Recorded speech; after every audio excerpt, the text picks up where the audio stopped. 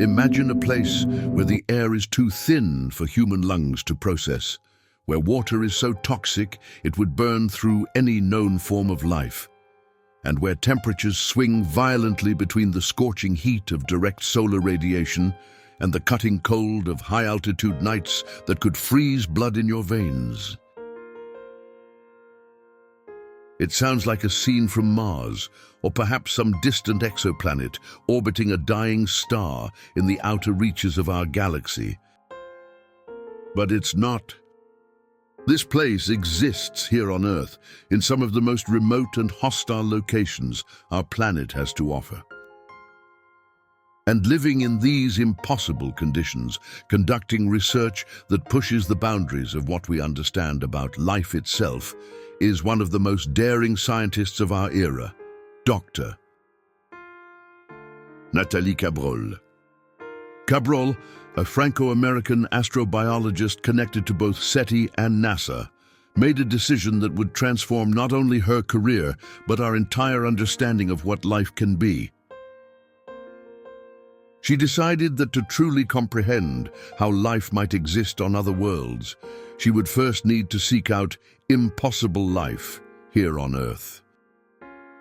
And she found it. In arsenic-poisoned lakes, at altitudes exceeding 5,000 meters in the Andes Mountains, where no form of existence seemed remotely possible, she revealed a secret that challenges everything we thought we knew about the nature of life itself. Life, in its deepest essence, recognizes no limits, acknowledges no boundaries, and refuses to accept the word impossible as final. What we're about to explore together goes far beyond conventional science. This is philosophy made manifest, spirituality grounded in empirical discovery, and perhaps even a completely new definition of consciousness itself. Because if life not only survives, but thrives where it absolutely shouldn't, what does that revelation mean about us, about the universe we inhabit, and about the very concept of impossibility? Nathalie Cabrol ventured into the Andes Mountains, ascending to altitudes where lakes exist in conditions so extreme that humans can barely maintain consciousness, let alone conduct complex scientific research. The landscape that surrounds these bodies of water is almost cinematically Martian in its alien beauty and hostility, ancient impact craters that speak of cosmic violence, vast salt flats that stretch toward horizons shimmering with heat distortion, rust-colored dust that coats everything in a patina of desolation, and an absolute silence so complete it seems to swallow not just sound, but thought itself. Standing in these places, you could easily convince yourself that you had somehow been transported to another planet entirely, one where life as we understand it simply cannot and should not exist. These extreme environments are classified by astrobiologists as astrobiological analogues, terrestrial locations that so closely mimic the conditions we expect to find on other worlds that they serve as natural laboratories for testing our theories about extraterrestrial life. In simpler terms, if we want to understand what Mars might be like or what Europa's subsurface oceans could contain, we study these places on Earth. The crucial difference, however, is that Mars, according to everything we currently know, is sterile. A beautiful but lifeless world that may have once harbored life billions of years ago, but now exists as a geological museum of ancient possibilities. The Andean lakes that Cabrol studies, by contrast, are anything but sterile. In what appeared to be nothing more than poisoned water, sitting dead under the harsh glare of high-altitude sunlight, Cabrol made discoveries that shattered conventional biological assumptions.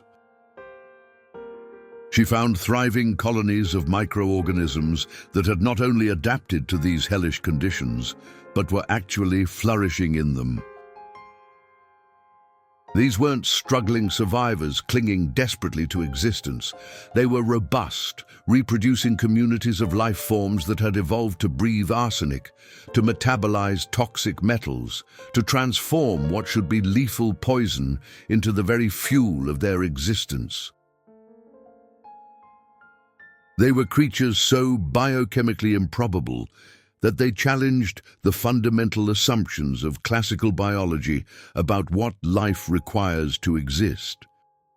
The implications of these discoveries ripple outward in ways that transform our understanding of life itself. If microorganisms can not only survive but prosper in conditions that would instantly kill every other form of life we know, then our definitions of habitability, of the Goldilocks zone, where life is possible, of the basic requirements for biological existence, all of these carefully constructed scientific frameworks suddenly seem far too narrow, far too limited by our terrestrial prejudices about what life should look like.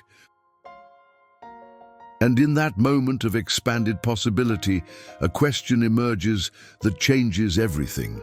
If life is capable of flourishing in the most hostile environments our planet can produce, environments that closely mimic conditions on other worlds, then why wouldn't we expect to find life throughout the cosmos? The philosophical implications are equally profound. These microorganisms represent a form of life that refuses to accept limitations imposed by external circumstances. They embody what we might call biological rebellion, the tendency of life to persist, adapt, and thrive regardless of how impossible the conditions might seem. They demonstrate that life is not a fragile accident that requires perfect conditions to exist, but rather a fundamental force of the universe that finds ways to express itself under any circumstances. In discovering these impossible organisms, Cabrol had discovered something much larger than microbes.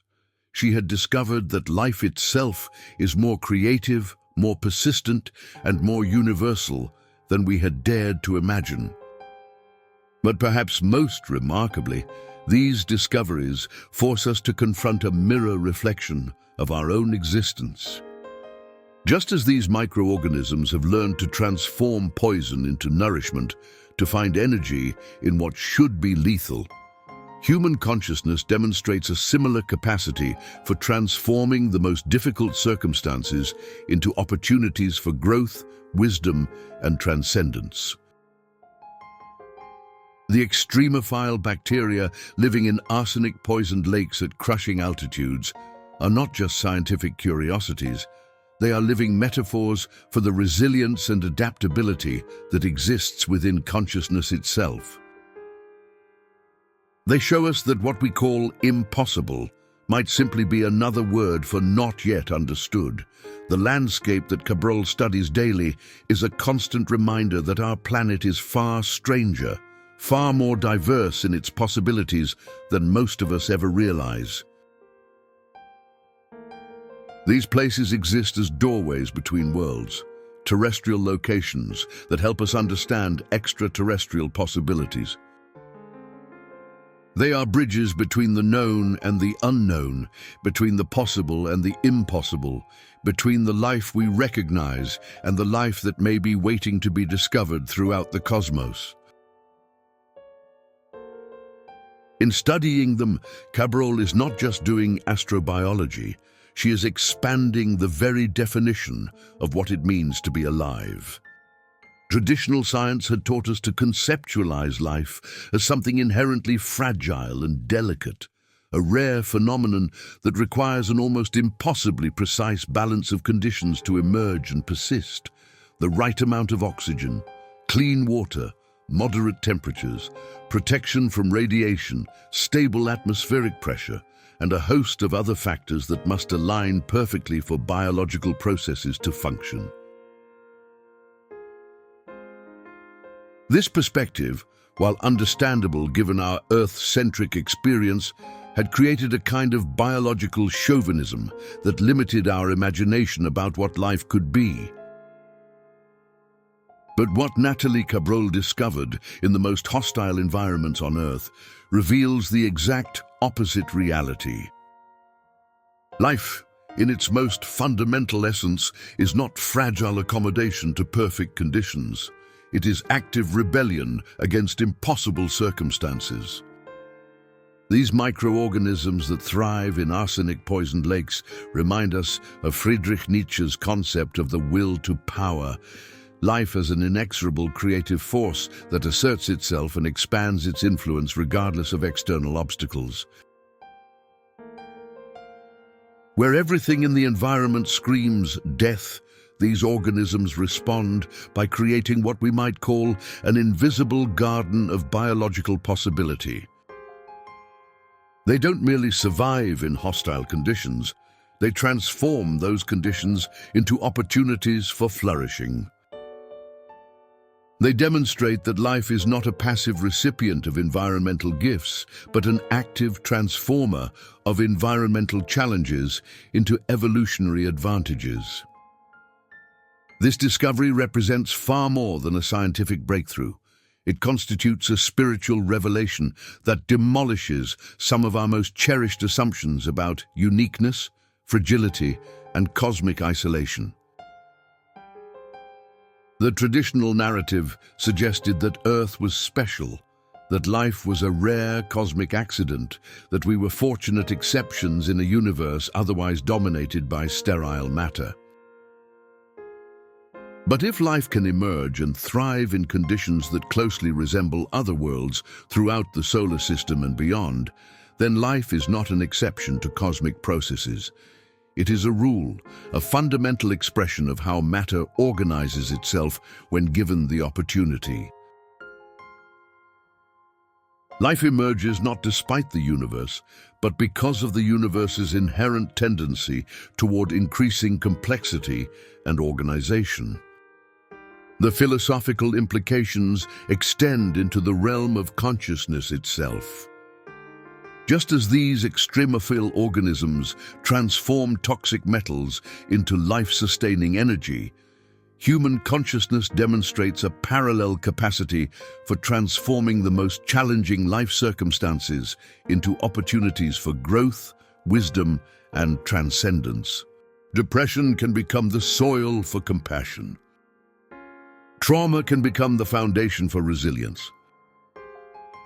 Loss can become the catalyst for discovering what truly matters. The psychological equivalent of living in arsenic-poisoned lakes might be surviving abuse, overcoming addiction, or finding meaning after devastating loss. And in all these cases, consciousness demonstrates the same creative force that allows microorganisms to thrive where nothing should be able to live. From this perspective, life is not a biological category, but a cosmic principle, a fundamental feature of how the universe operates at every scale, from the microscopic to the astronomical. It represents the universe's tendency to create order from chaos, beauty from randomness, meaning from apparent meaninglessness. This principle operates whether we're talking about bacteria transforming poison into nutrition, or human beings transforming suffering into wisdom. The same creative force that allows extremophiles to prosper in hostile environments allows consciousness to find purpose in apparently purposeless circumstances. Cabrol's research suggests that this rebellious quality of life, its refusal to accept limitations imposed by external circumstances, might be universal. If life on Earth can adapt to conditions that mimic other worlds, then those other worlds probably harbor their own forms of rebellious life, their own expressions of the cosmic tendency toward increasing complexity and organization. We are not alone in our refusal to be defeated by difficult circumstances. Throughout the cosmos, Life is probably engaged in similar acts of creative rebellion, transforming hostile environments into opportunities for expression and growth. This realization transforms our understanding of our place in the universe. We are not isolated accidents clinging to existence on a rare oasis of habitability. We are local expressions of a cosmic force that manifests wherever matter reaches sufficient complexity to organize itself into self-sustaining, self-reproducing, self-transcending systems. The same creative principle that drives biological evolution drives psychological development, cultural progress, and perhaps even cosmic evolution itself. We are not separate from the universe. We are the universe becoming conscious of itself, reflecting on its own creative capacity, marveling at its own ingenuity in finding ways to persist and flourish under any circumstances. The microorganisms in Cabrol's research are not just scientific specimens, they are teachers, showing us something profound about the nature of existence itself. They demonstrate that what we call impossible is often just another word for not yet accomplished. They show us that limitations are invitations to creativity, that obstacles are opportunities for innovation, that the word no from the environment is simply the beginning of a conversation about how to transform that no into a yes through the application of life's infinite ingenuity. In studying impossible life, Cabrol is teaching us about impossible possibilities, the ways that life consistently transcends what should theoretically be possible and creates new forms of possibility in the process. Nathalie Cabrol's vision extends far beyond the terrestrial laboratories where she conducts her groundbreaking research. When she looks at Mars through telescopes or studies data from rovers exploring its surface, she sees not a dead world, but a mirror reflecting back possibilities that could revolutionize our understanding of life in the universe. If arsenic-poisoned lakes in the Andes can support thriving communities of extremophile organisms, then why couldn't the ancient lake beds of Mars, with their mineral compositions and geological histories, have once harbored, or perhaps still harbor, their own forms of rebellious life? The red planet transforms from a sterile curiosity into a potential repository of biological treasures waiting to be discovered. As a leading researcher with the SETI Institute, Cabrol spearheads projects that investigate not just the current conditions on Mars, but the entire history of habitability across our solar system and beyond.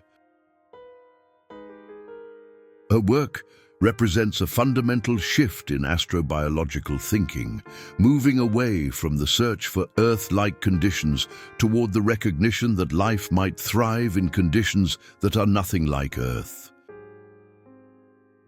She suggests that Mars may harbor, or may have harbored for billions of years, forms of microbial life that are even more extreme in their adaptations than the organisms she studies in the Andes. These hypothetical Martian life forms might breathe carbon dioxide, metabolize perchlorates, or derive energy from chemical processes that would be instantly lethal to terrestrial biology. But Cabrol's research opens doorways to questions that extend far beyond biology into the realm of consciousness itself. If life can adapt to any conditions, if it can transform any environment into habitat, then what about consciousness? What about the awareness, intelligence, and creativity that we experience as uniquely human? If biological processes can be so much more flexible and universal than we previously imagined, then perhaps consciousness is also more flexible and universal than our Earth-centric perspective has allowed us to consider. Maybe awareness, like life, is not a rare accident, but a fundamental feature of how complex systems organize themselves throughout the cosmos. This perspective creates a profound correlation between extremophile biology and human psychological resilience.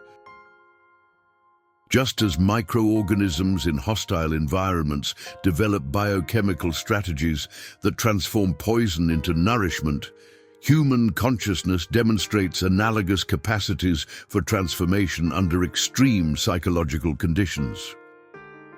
People who survive trauma, who overcome addiction, who find meaning in loss, who create beauty from suffering, they are the psychological equivalent of extremophiles. They prove that consciousness, like life, possesses creative capacities that emerge most clearly under impossible circumstances. They show us that awareness itself might be an extremophile phenomenon, capable of thriving in conditions that should theoretically make consciousness impossible. Consider the implications. If consciousness can persist and even flourish under conditions of extreme psychological stress, isolation, deprivation, or trauma, then perhaps consciousness is as ubiquitous and adaptable as life itself. Maybe the universe is not just filled with biological life, but with conscious life. Awareness expressing itself through countless different forms, adapting to countless different conditions, finding ways to experience and reflect upon existence regardless of the specific circumstances in which it finds itself embedded. The same creative principle that allows bacteria to live in arsenic-poisoned lakes might allow consciousness to emerge in silicon-based computers, in quantum mechanical systems, or in forms of organization that we haven't yet learned to recognize as aware. From this expanded perspective, the search for extraterrestrial life becomes simultaneously a search for extraterrestrial consciousness. When we look for signs of biological activity on other worlds, we are also potentially looking for signs of awareness, intelligence, creativity, and perhaps even forms of experience that could teach us something new about what it means to be conscious. The extremophile organisms that Cabrol studies are not just showing us new forms of biological possibility, they are pointing toward new forms of conscious possibility, new ways that awareness might organize itself, new strategies that intelligence might develop for understanding and navigating reality. This research suggests that consciousness, like life, might be characterized by what we could call impossible resilience, the capacity to persist, adapt, and create meaning under any circumstances. Just as extremophile bacteria demonstrate that life can thrive where it shouldn't be able to survive, human experiences of transcendence, creativity, and meaning-making in the midst of suffering demonstrate that consciousness can flourish where it shouldn't theoretically be possible. And if consciousness is this resilient, this adaptable, this creative in its responses to challenging conditions, then perhaps we should expect to find it expressing itself throughout the cosmos in forms that we are only beginning to imagine.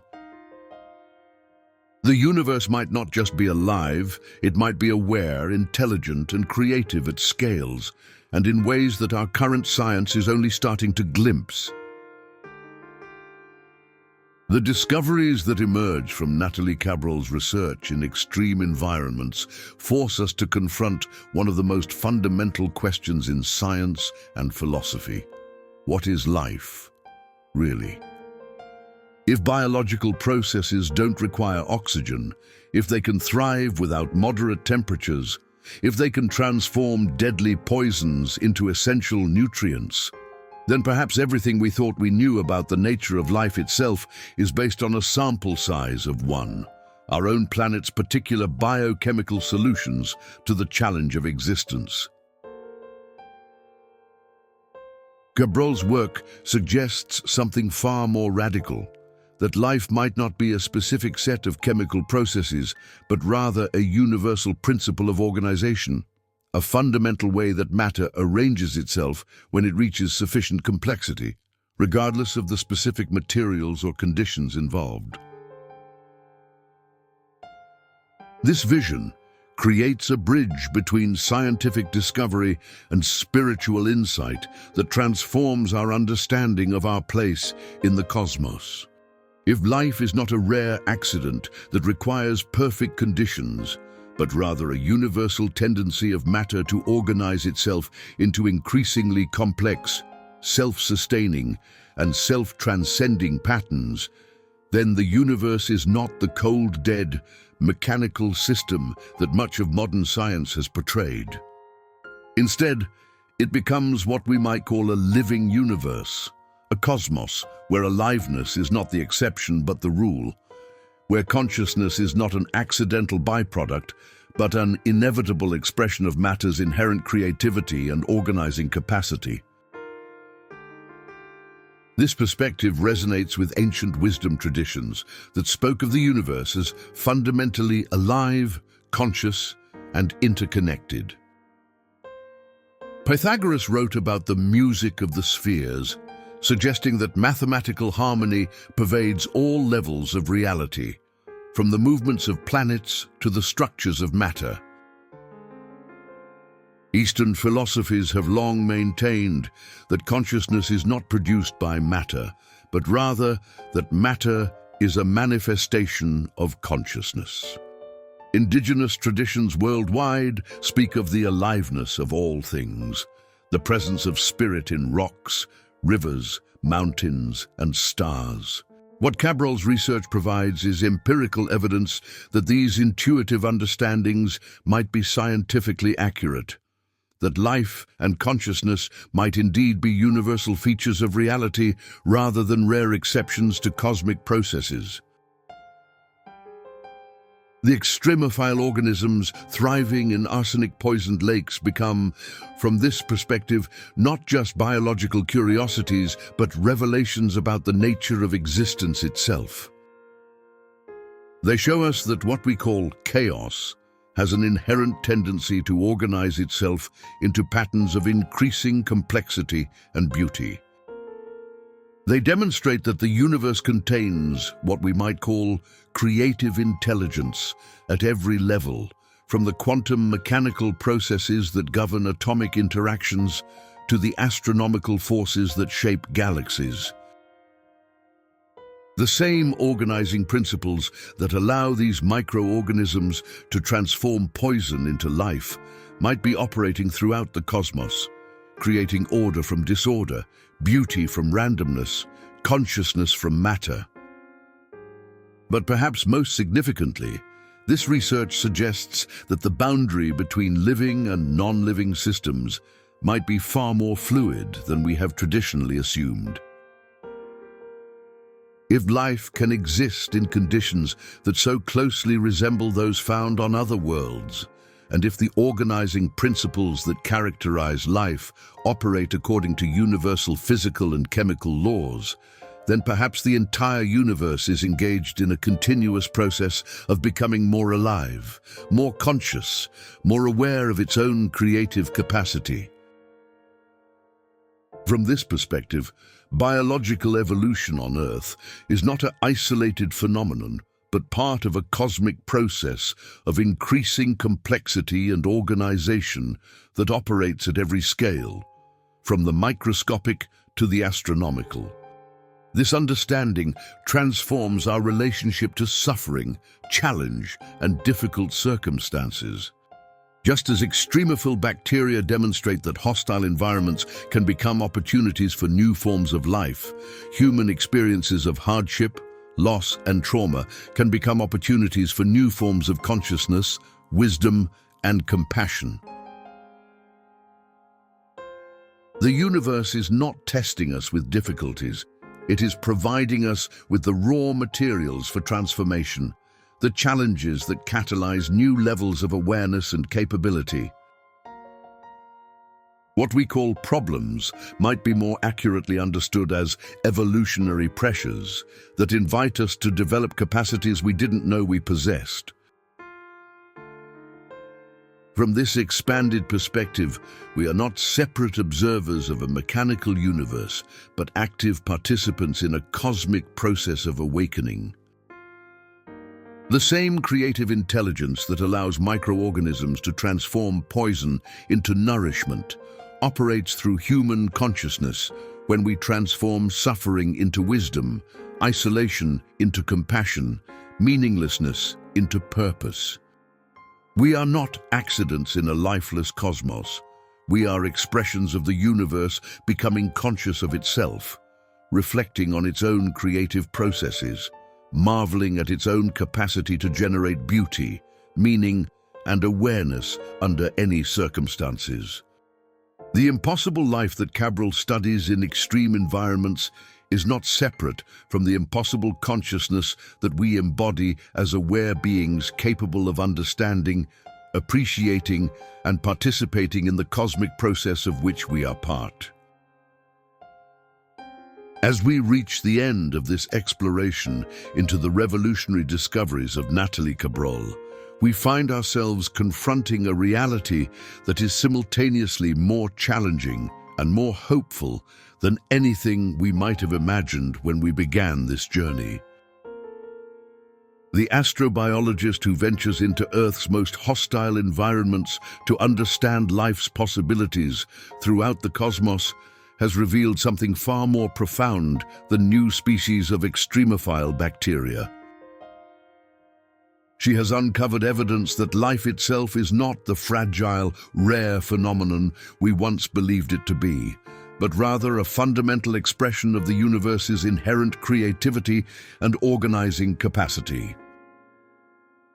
The microorganisms thriving in arsenic-poisoned lakes at crushing altitudes are not just biological curiosities. They are teachers offering lessons about resilience, adaptation, and the transformation of impossible circumstances into opportunities for flourishing.